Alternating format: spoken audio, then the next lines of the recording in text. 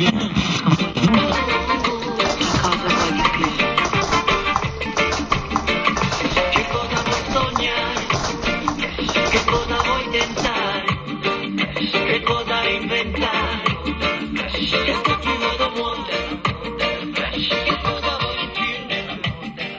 trouve des ordinateurs entiers en parfait état de marche, on trouve des imprimantes qui souvent ont des problèmes mineurs, c'est-à-dire de la poussière ou des choses comme ça. On trouve des objets anciens, plus anciens, que les gens ne savent même pas que ça a encore de la valeur pour les collectionneurs. Donc on trouve des anciens appareils photo, on trouve des objets qui ont 50 ans, 60 ans, 70 ans d'âge, des lampes, il y a beaucoup de choses dans l'électroménager en général aussi.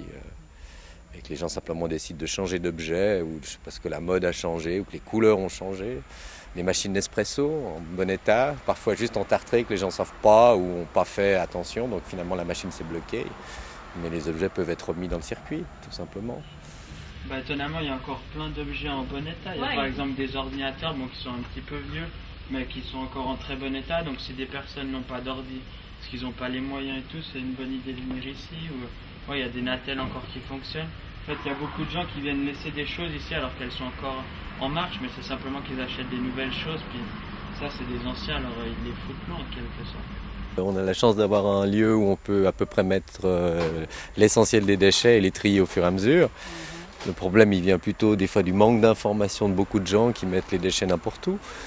Ça c'est je pense le vrai problème. Puis en amont c'est la quantité de déchets que les gens jettent, en tout cas au terme de déchets, qui n'en sont souvent pas, c'est-à-dire qui pourraient être réutilisés par des tas de gens.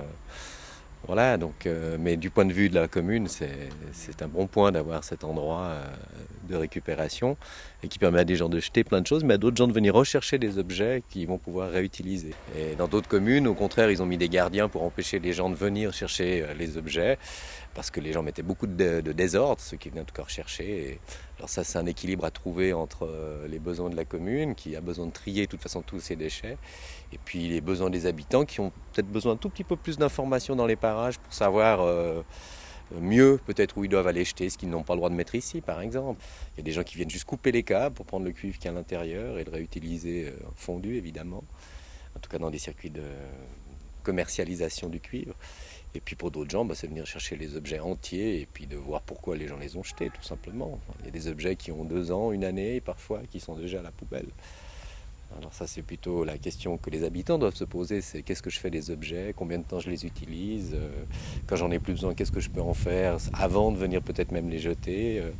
Et puis parfois il y a des gens qui mettent des étiquettes en mettant que l'appareil marche pour que quelqu'un puisse déjà le récupérer s'il pense qu'il ne sait pas le réparer mais qu'il aimerait bien en avoir un du même genre.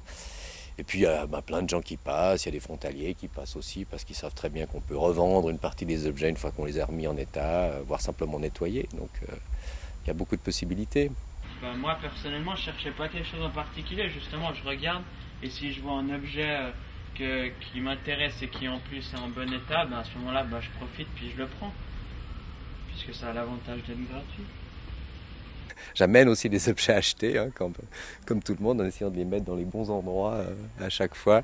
Puisque je ne peux pas mettre ici, je sais que je peux aller à la Praille, il y a un centre plus grand pour mettre ce qu'on ne peut pas mettre par exemple ici. Et ça c'est normal, c'est aussi toute la gestion cantonale des déchets qui veut qu'il y a différents niveaux, au niveau de la commune ou au niveau de l'ensemble du canton par rapport au point de récupération.